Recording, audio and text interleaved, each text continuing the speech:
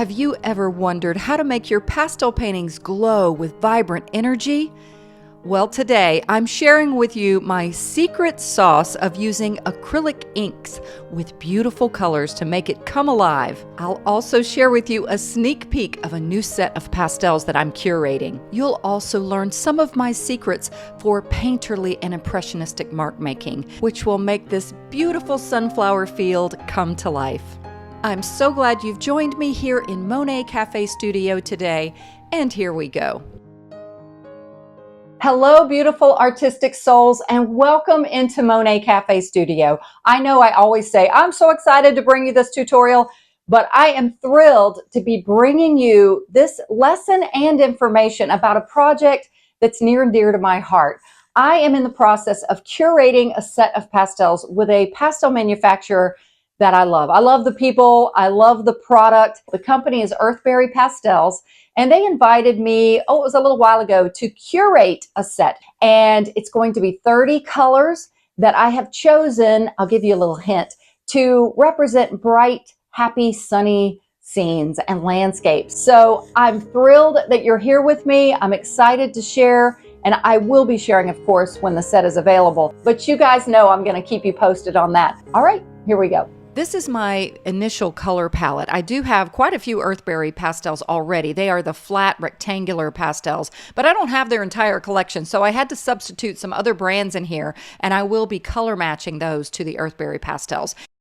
And the surface that I'm working on is a large piece of Fisher 400 pastel paper. Now, I have previously purchased this from Pro Art Panels. Unfortunately, they only have 6x8 sheets available now. I don't know why they got rid of their other sizes. If anybody knows where to find this at other retailers, let me know in the comments section. But you could substitute this with any water-friendly surface if you're going to be using this wonderful and exciting underpainting technique that I'll be showing you right now. In my years of painting and experimenting, I have discovered two colors that create magical results. It works with other mediums, but there's something just brilliant about these acrylic inks. The two colors are Indian yellow, which you see on the right, and any type of bright magenta. This one on the left happens to be a watercolor ink, which works well too. This is a little tray that I use. It's stained because acrylic ink, it dries permanently, and unless you rinse it out really fast, it is going to stain things, but it doesn't matter for mixing these colors. I'm first getting in a sketch of my sunflower field scene, and I'm just using a piece of Prismacolor New Pastel. It's a stick of pastel. They are harder pastels. They're great for sketching, great for doing stems and a little bit more detail work, and I'm using kind of a magenta pinkish color. And I'm showing you the actual painting in the lower right corner here as the reference image while I sketch, rather than what I used as a reference image. But if you're a patron of mine on my Patreon page, you're going to be getting my actual reference image that I used, which happens to be something I've been doing a bit. I do love technology, and I majored in graphic design. I love computers and playing around with all kinds of new ways to do things. So I've been making my own reference images using AI technology. These are some examples of some of the images I've created by giving verbal prompts. I can literally create almost anything I can imagine in my mind. Now, there are some techniques and tricks to do this, and you guys let me know if you would like me to make a video sharing how I'm doing this and what resources I'm using. By the way, if you're a patron of mine, you have access to my AI reference image library. These are some of the images that I've created through AI technology. And all of my patrons have access to these images to use as references. Here's an example of one of the images I created through AI and my painting that I did from the image. I think it's a really awesome way to generate your own reference images. Now, let's get back to this lesson. So I'm just loosely sketching these in. My goal is not any detail at this point. It's just the general shapes and the gesture of these sunflowers. I use the word gesture a lot because I really feel that when you can capture something that feels like it's moving and free versus stiff and over detailed, then you're going to lean more or achieve more of that impressionistic painterly style that so many people want to achieve. And I love doing underpaintings. When I was first pastel painting, I didn't even know the term underpainting or why would you do one, but I've come to be such a fan of this technique, and I really do feel that it brings life to your artwork and your final piece. So what I'm doing here is, after I get the sketch in, I'm literally going to create a painting under my painting. That's what an underpainting is. But often it's just a very loose beginning and sort of a way to get past that very blank page. I like to share that you can even do just a simple toned surface for an underpainting. You could just tone it all one color. Like, I love a golden underpainting for landscapes because it really makes all of those greens and blues stand out, since gold or yellow colors are complement to many landscape colors.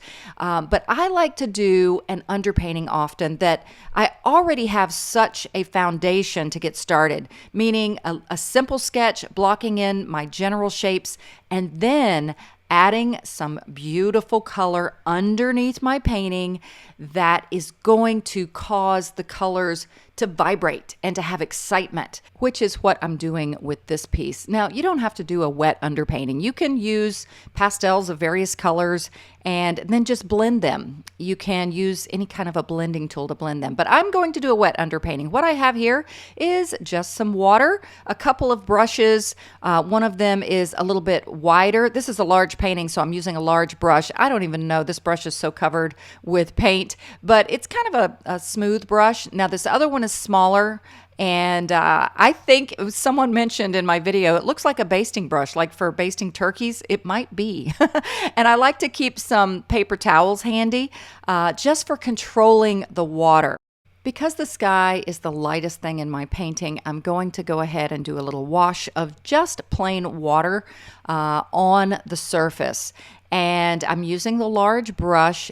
Use the largest brush you possibly can for underpaintings. I mean, unless it absolutely won't fit in the area that you're using. But I find this really lends itself to a painterly and very loose style. And I didn't show it here, but I have already put in my little wells, my little holder, the two colors that I showed before, the quinacridone or magenta type of color of watercolor ink and the Indian yellow acrylic ink. And by the way, these obviously mix very well. You can use acrylic ink and watercolor ink together. So I am applying them separately. There you go. I do show it right there. I'm applying them individually and sometimes letting them mix on the surface. If anyone is a watercolor artist, you may know that often mixing your colors is much more beautiful in letting them mix on your surface, letting them interact and mix that way. You can sort of see that here as I mixed a little of the yellow and the magenta on my brush, but I didn't just mix them to death all together in one of the little wells. Now, these do end up blending a lot together because I'm brushing it and blending it quite a bit into the sky, but you're going to see that strategy that I'm talking about more as I paint, letting those two colors just play on the surface. Now, if you get a few drips like I did right here, it's no big deal. This is an underpainting, and I think it adds to the excitement, as long as you don't have so much liquid that it's just making a mess or causing your paper to buckle. Now I'm using the smaller brush, and you're going to see an example of what I mean by letting them mix on the surface. I've got mostly magenta on my brush right now, and I needed to get it a little bit more or less saturated with water. I want almost full strength because I'm painting right now in between the leaves and stalks of the sunflowers. It's the darkest area in the painting, and I'm going full strength just to make the values as dark as possible here. And now you'll see what I was describing as letting the colors mix together on the surface. Rather than taking the Indian yellow and the magenta and just mixing them to make one color, I put the magenta down first and added the Indian yellow on top. Do you see this new color it created? And it now it's kind of turned into one color, but as I add more of the Indian yellow on top of the magenta, it just so beautifully interacts and causes new colors and excitement. So I like to think of it as letting your colors play on the surface. Let them interact and mingle together rather than blending them to death. So now you can see how many variations of color you actually get with just these two colors. I mean, look at all of the different golden and pink and orange colors that are happening here. And this is going to lay a foundation underneath my painting. I know that my final painting has a lot of green in the field and a lot of blue in the sky. Now the sunflowers are going to be gold, and that's okay, but it's going to cause really a great harmony because there is a lot of gold and yellows in the sunflowers. That underneath golden and magenta color peeking through is really going to bring not only excitement, but a beautiful glow underneath your local color. So far, I've been showing you all real time, but from here forward with the underpainting, I'm almost done. I'm just speeding it up a bit. So I think you can totally follow or follow along if you like. And if you ever want to slow my videos down, it's super easy. On YouTube, whether you're on the phone or the computer, there's a gear icon. It's on the right side. If you're watching on a phone, it's on the upper right side, and on a computer, it's on the lower right side. And all you do is click that gear icon, go to playback speed, and slow it down. You can do that with any video that's a speed video. And I always recommend turn my voice down or the volume down because my voice will sound very weird. This underpainting process took me, I would say, less than 15 minutes.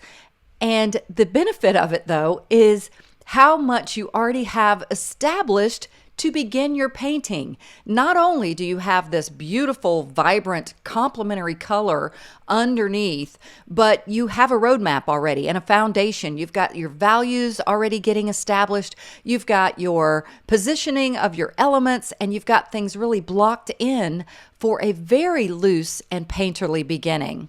It's truly one of my favorite ways to begin a painting. Now, as I mentioned earlier when I was showing you the acrylic inks, you could use other mediums if you wanted to try to use these colors to combine for this magical glow. However, if you use watercolor, for example, you're not going to get this vibrancy. Watercolor is just more translucent inherently. Keep in mind that acrylic ink is more permanent, so you can't move it around quite as easily as you can watercolor. But it's still very easy to work with. Now I'm just giving a little bit of value to the sunflowers. I know they're going to be light, a pretty bright yellow gold, but they also have some shadows to them and some darkness to them. So I just gave it a little light wash of some of the magenta, and now I'm putting more almost full strength magenta on the centers of the sunflowers. Now keep in mind, many of mine that are showing here are showing the centers of the flowers, but to have a really painterly result and emulate nature more like it really is, it's best to have some of your heads of your flowers turning in different ways. You'll see me create sunflowers as I add pastels that have a variety of direction. And for most of the leaves on the sunflowers, if they're in the sunlight, I'm giving them more of a gold color, a little more diluted. And if they're in shadow, I'm darkening them a bit. So again, this is just a painterly and beautiful way to achieve brilliant color for your final painting and an impressionistic look.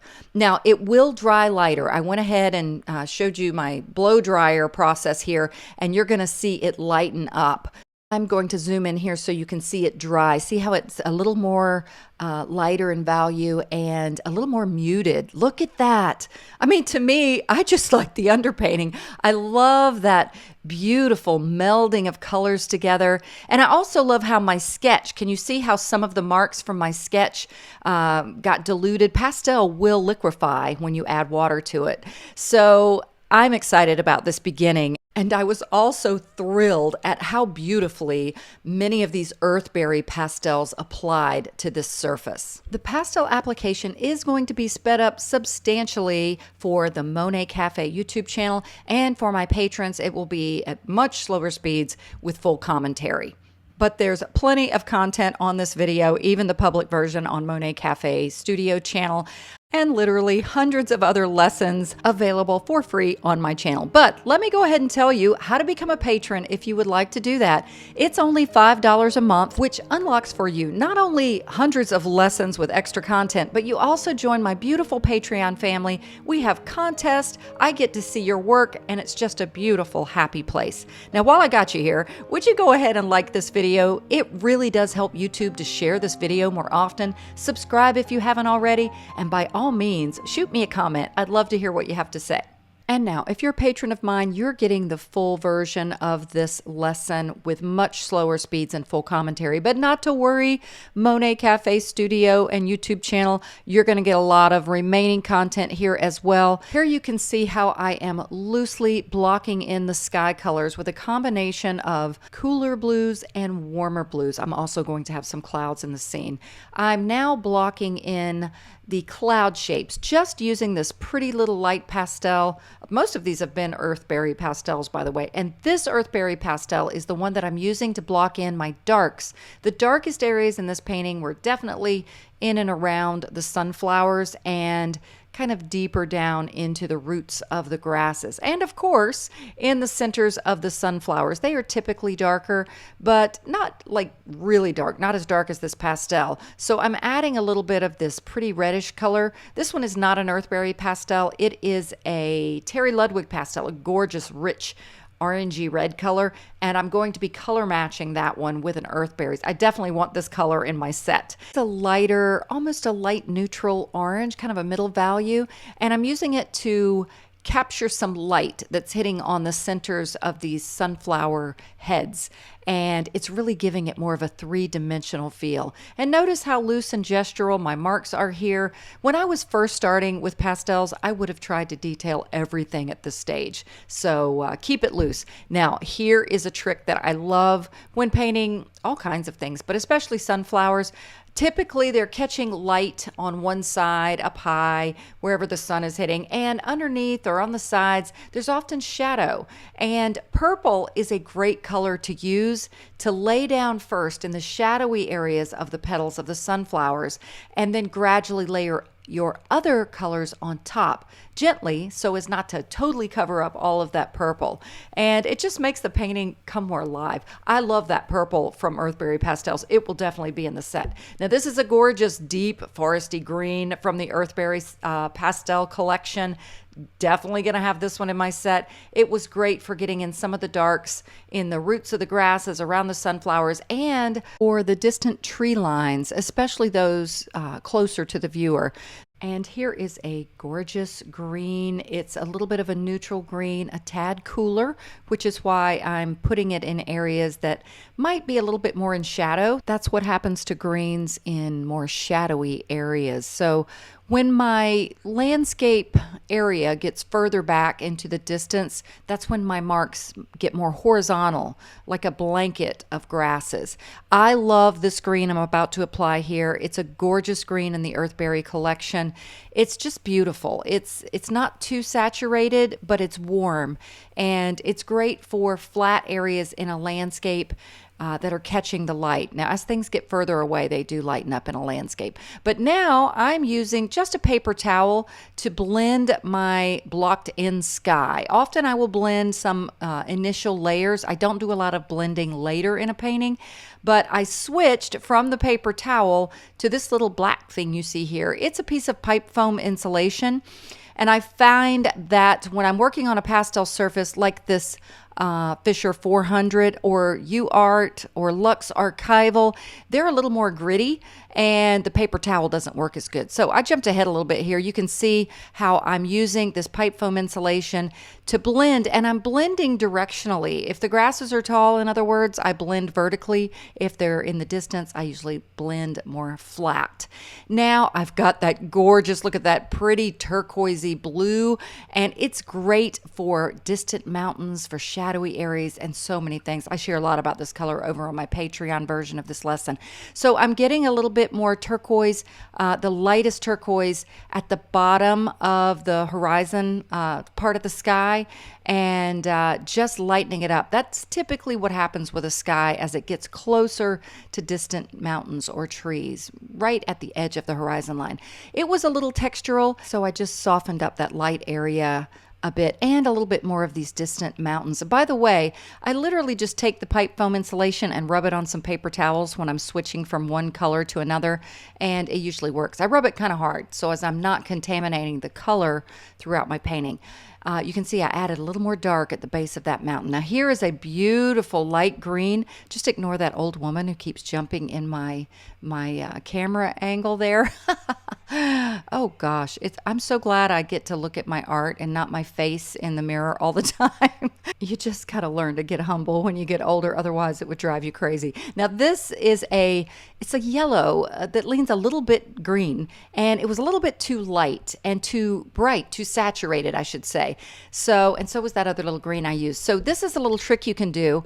I got just a little pretty taupey colored pastel. It's an Earthberry. It's gonna be in the set. I love this color, and it's neutral. And we need neutrals in our paintings for various reasons, and you can just put it on top of saturated colors and really neutralize them. Now, I'm doing more of my little purples. Here you can see me getting in more of these orangey colors of the sunflower petals. They're going to be the darker, of course, the purple for the shadows, and then the darker kind of orange for the petals.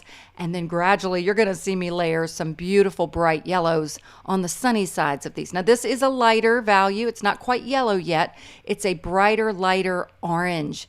And I'm not covering everything up that I've already put down. I'm just layering gently on the tops. Now, I did lose some of my darks, so as I've been working, so I'm adding more dark to the base of some of the trees, and I'm getting in those little tree lines way in the distance there. I love those types of fields. Now, here's where I'm getting in my brightest yellow. Well, not my brightest. You'll see a brighter one even later. And just starting to capture that feeling of light, pretty sunshine on the petals that are facing the sun.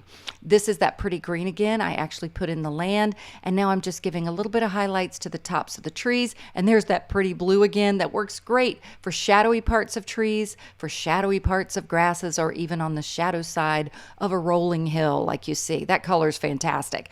All right, I went brighter with the yellow. Now, the trick is when you're doing these, keep those marks gestural, quick and gestural. Look at your sunflowers and try to make marks as if they're blowing in the wind. And often we paint like we think something's supposed to look like, just kind of cliche or typical. And it's better just to add some energy and gesture to things. Now I'm putting a little of this purple down in the grasses to give some color harmony. And now I'm giving a bit more clouds receding into the distance, and a little bit more of that pretty blue. Now these sunflowers do have those little green little curly hues on the backs. That's kind of like what the seed pod was that opens up on the backs of the sunflowers. And now I know I'm speeding this up a lot for this Monet Cafe version, but I think you can still follow along and get a lot of good information. Again, my Patreon version is much slower, and it's an hour long. And now I'm just getting in little gestural marks. I wanted to add another sunflower kind of tucked away underneath, and just keep it really loose. Now we don't want all of our sunflowers getting the same attention. Some of them should be less detailed, less saturated, not as bright. Some of them are in shadow. I wanted to give a little more depth to the grasses, so that's why I'm adding more of this pretty foresty green.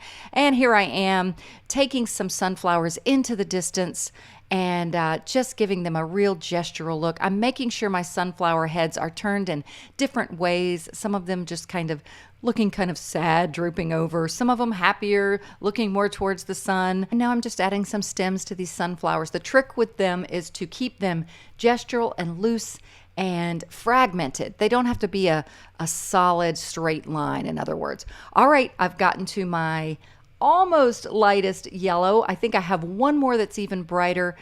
You may have been able to determine, I think I mentioned at the beginning of this video, my set with Earthberry Pastels is going to Focus on colors where you can paint bright, happy landscapes, perfect for sunflower fields or any type of daytime bright, happy scene. I'm finishing up here, and I often like to take a brightly colored pastel like this pretty vibrant pink, which was like the underpainting, and you can see here how I've made some gestural little marks of beautiful color. Look at this color when you zoom in. I've got purples and that pretty turquoise blue color I kept talking about. I've got pinks. The underpainting is still peeking through in places, and it's just a lively, happy painting. So I hope you've enjoyed this tutorial. If you've made it this far, I hope you will click that thumbs up, give it a like. It really helps YouTube to share this video. Leave me a comment. Let me know what you thought about this, and let me know if you'd like me to make a tutorial on how I actually make my reference images using AI technology. I'd love to share that if you're interested, and become a patron if you'd like the full lesson, and so much more. All right, everyone, God bless and happy painting.